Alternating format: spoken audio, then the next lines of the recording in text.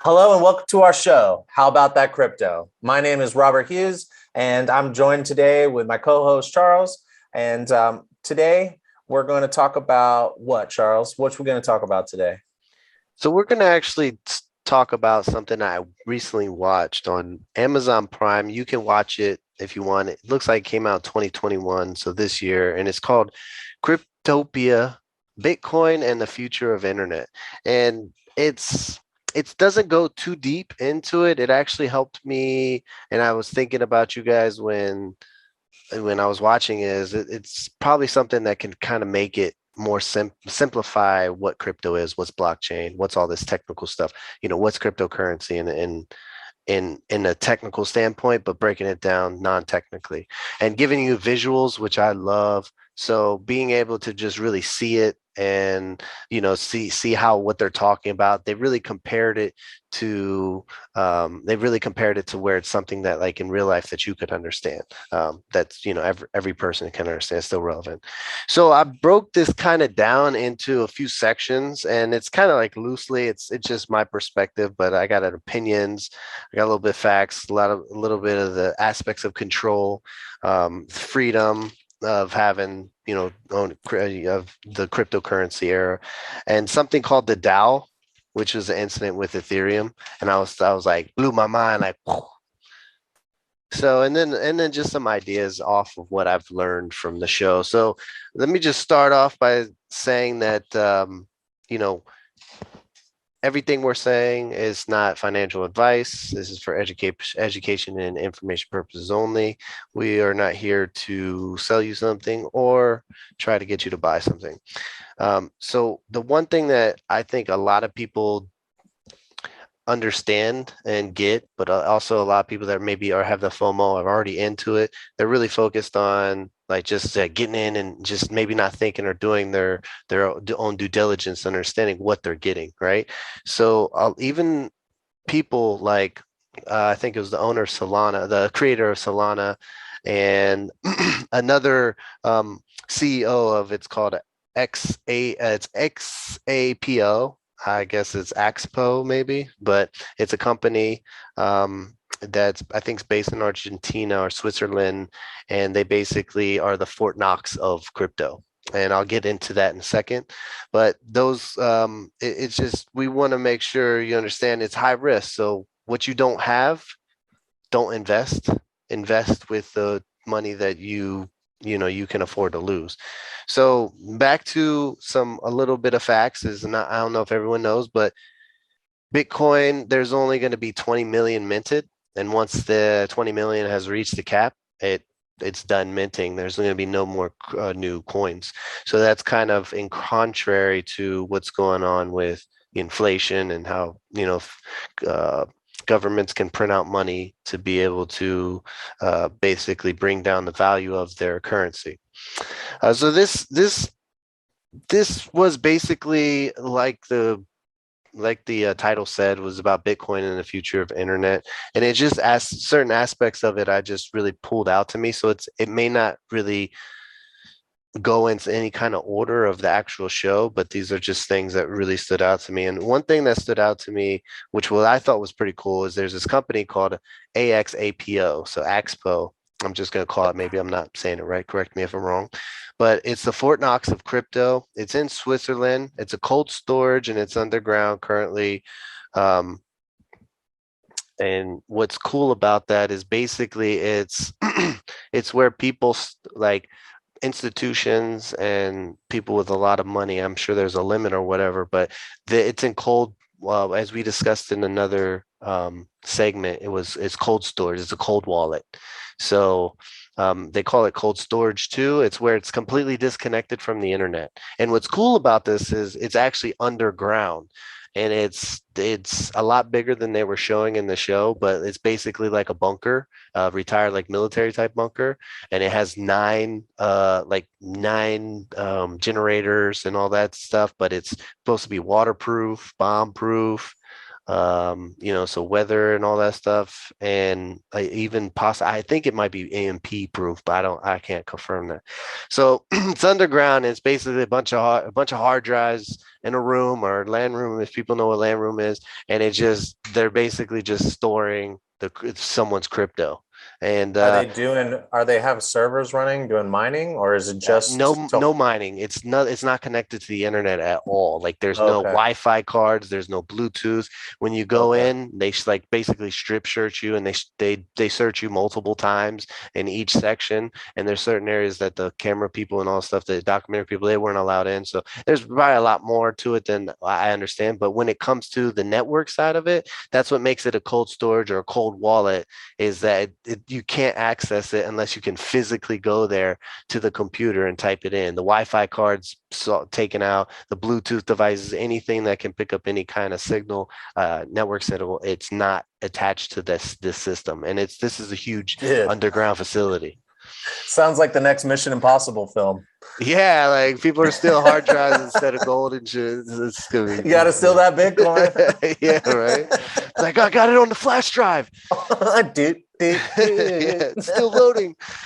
So yeah, I thought that was pretty awesome, and it was cool how they kind of showed you in the documentary, like just give you a taste of it. They didn't tell you where it was; it's disclosed. But Switzerland at all places, right? Like what they used to do with the banking system.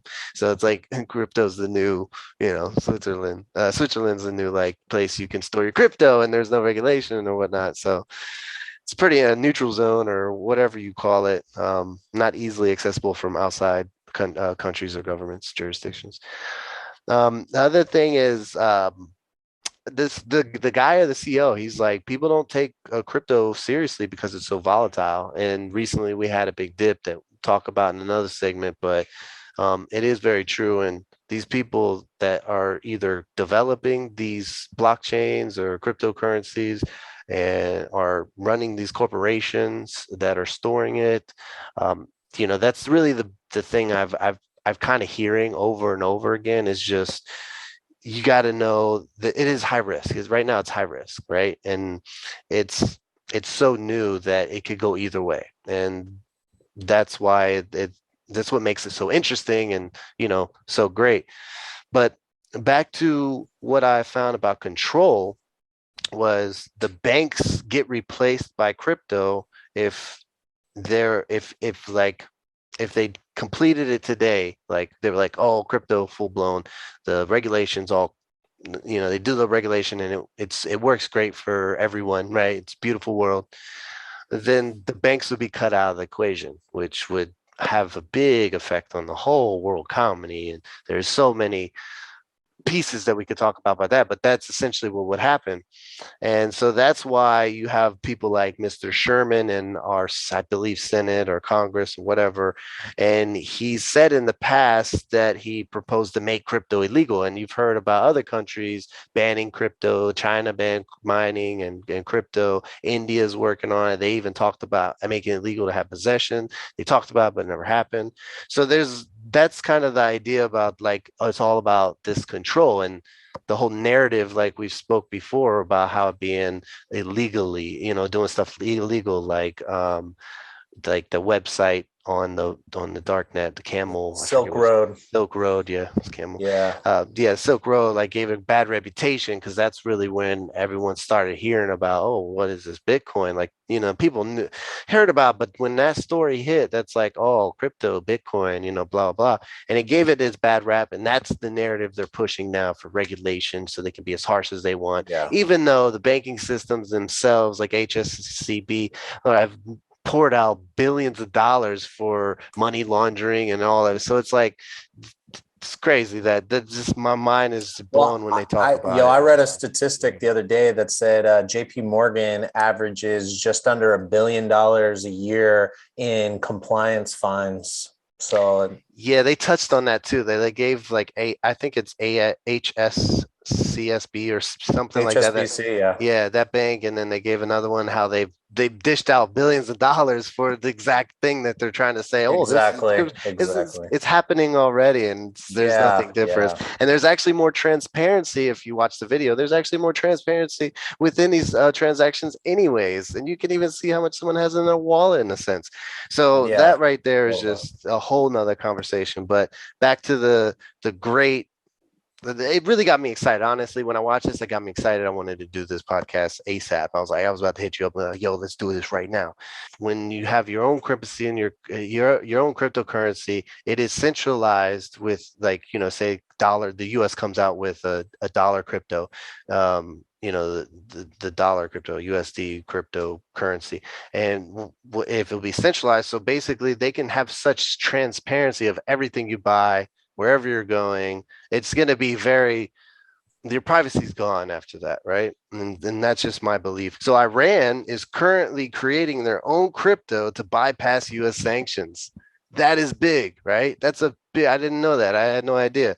Venezuela is creating their own crypto due to hyperinflation, and their value of their currency is dropping by the hour. And this That's may have been crazy. created a little bit. I don't know exactly on 2021, and I don't know when the actual thing happened, but this is all pretty relative in the last couple of years. And so, Bitcoin's illegal over there in Venezuela because, they're doing their own thing with their own crypto, and they're trying to basically save face and not, fall over. And so, speaking on the Constitution and why the founders moved here, it's really like the whole idea with the freedom, like government shouldn't have too much control. So that's something that I just felt was kind of what they were going on and talking about in this whole series.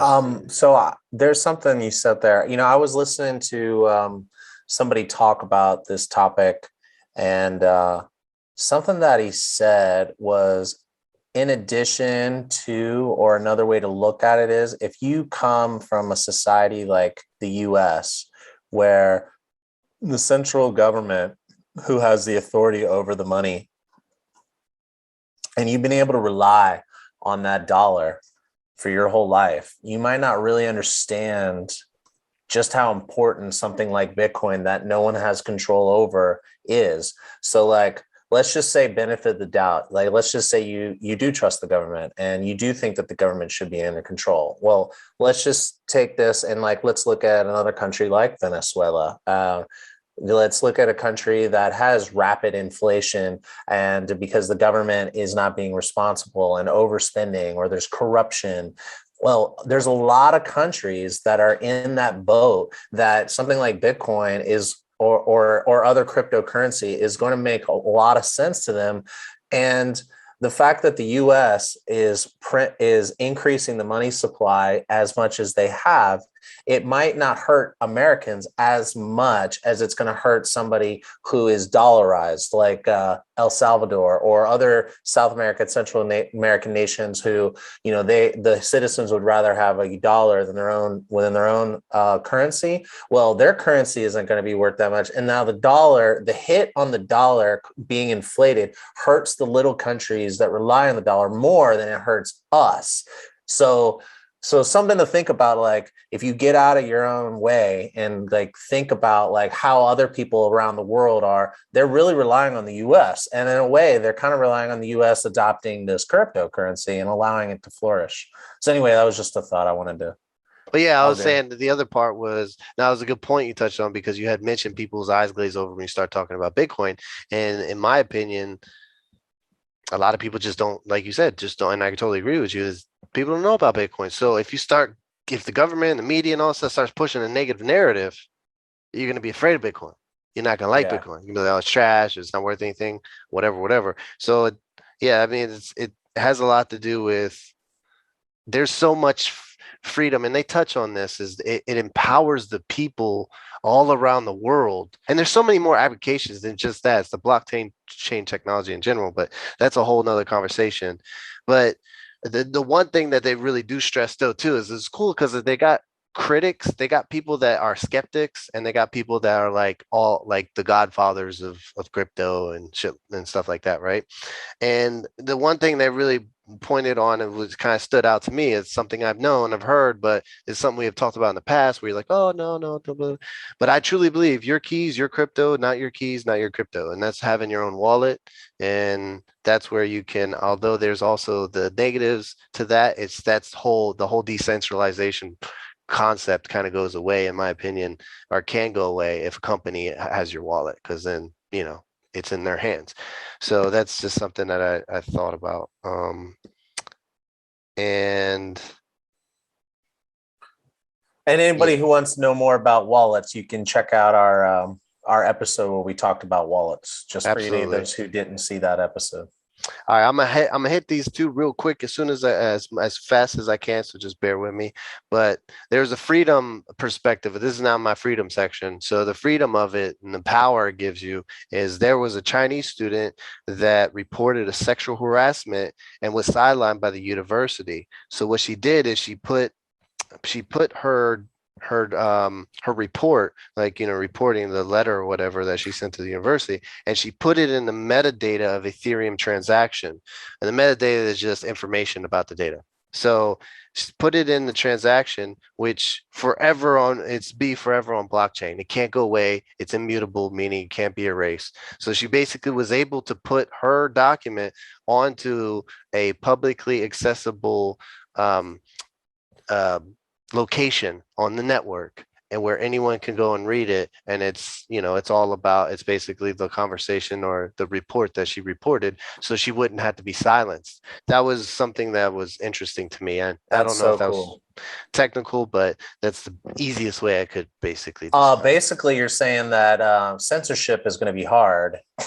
Exactly. Yeah, Yeah, like absolutely. yeah. So I don't think anyone would think that that's a bad thing. Now, the last thing I wanted to hit on is I had some ideas, but we're not going to have time to get to that. It's something called the DAO. Now, the DAO was a smart contract. Okay. And this happened at the kind of like at the beginning of Ethereum, the creation of Ethereum. So, Ethereum blockchain was created, all great. Ethereum, so cool. And then something called the DAO smart contract was on Ethereum blockchain.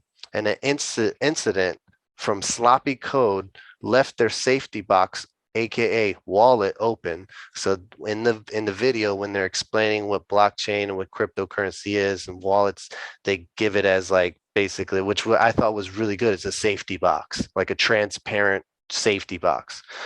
So I referred to it as, that's why I said safety box, aka wallet. So that digital wallet, and it was open to everyone. So $50 million from the smart track allowed a hack, which they don't really call it a hack because it was wide open, which is sloppy code. And so they basically, someone stole $50 million out of this account or wallet or um, safety box.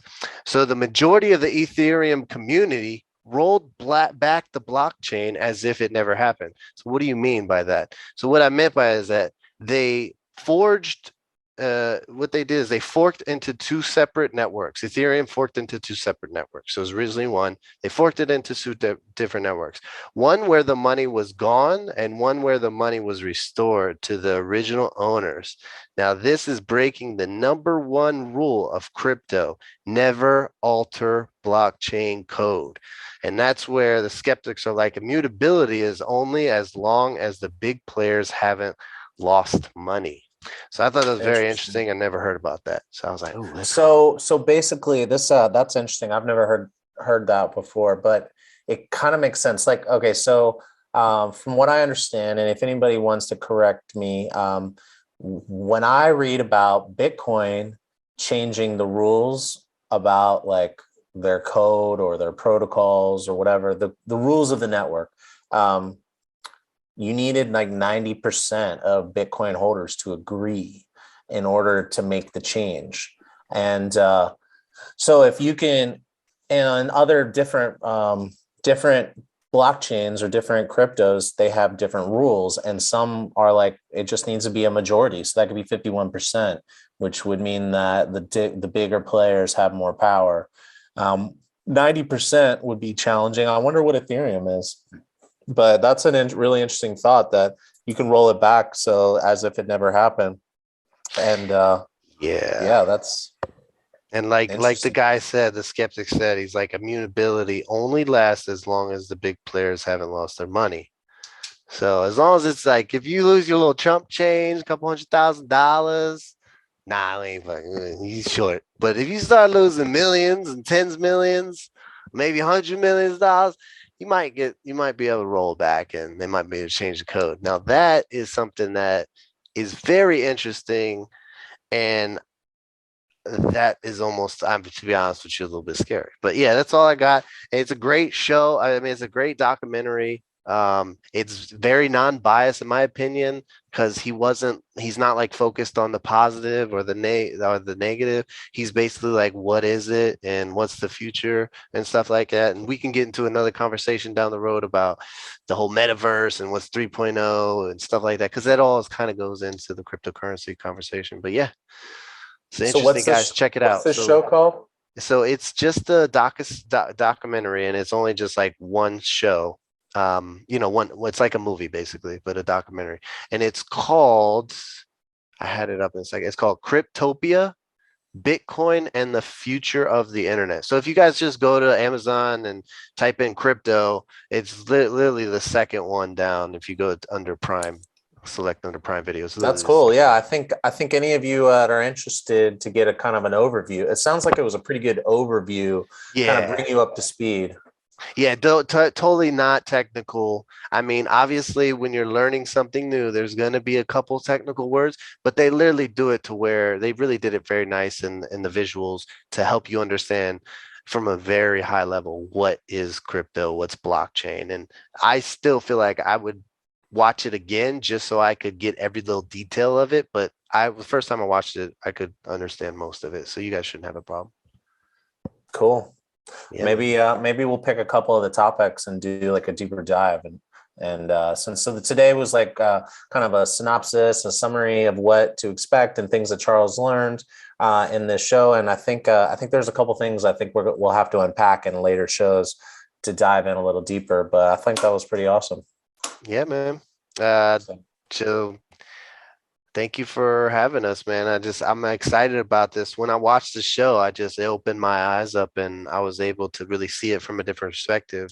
Sometimes when you're learning something, it just takes that one show or that one little podcast that just I get it. Oh wow, this is like I'm excited about crypto. So yeah, yeah. man. Awesome. Well, thanks everybody for joining us. If you haven't already, please like, subscribe, follow, comment below. It helps support the channel. It doesn't cost you anything, and we really greatly appreciate it. So thanks again for your time. Thanks, guys. See you soon.